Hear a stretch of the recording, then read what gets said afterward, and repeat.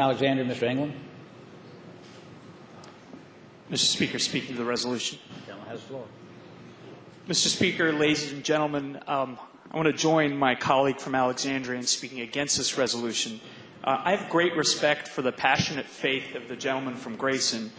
Through legislation that I've seen him carry and support over the years, I know him as somebody who believes in the human capacity for redemption, and I admire that quality in him, and I know it to be a manifestation of his Christianity.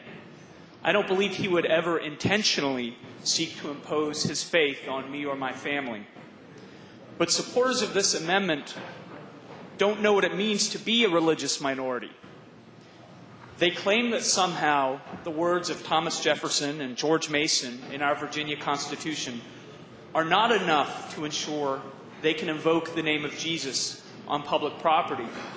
Yet, nearly every day in this chamber, this most public of public property, our session opens with a prayer that invokes Jesus' name.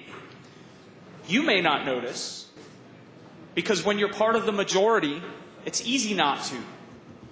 But when you're the one being excluded, when you're part of the religious minority Jefferson and Mason sought to protect, it's hard to miss. And I want to thank Pastor Harry Pilson for opening today's session with an inclusive and non-denominational prayer. And if you pay attention, that does not always happen. In any case, in this chamber, we're all adults. But another important part of this amendment isn't about adults, it's about children.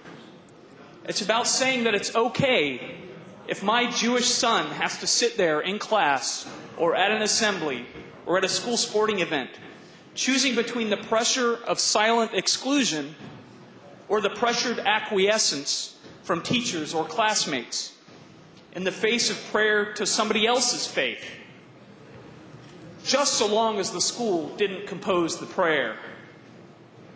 These may be concerns that you can never understand unless you've lived them.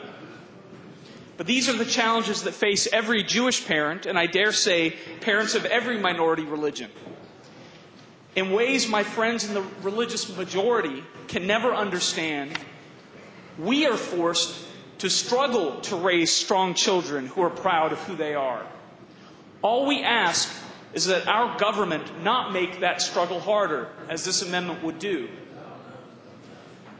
Virginians are truly blessed as Christians, Jews, Muslims, and others to live in a country and a commonwealth where the gentleman from Grayson and I, and all of us, are, in the words of our Constitution, equally entitled to the free exercise of religion according to the dictates of conscience.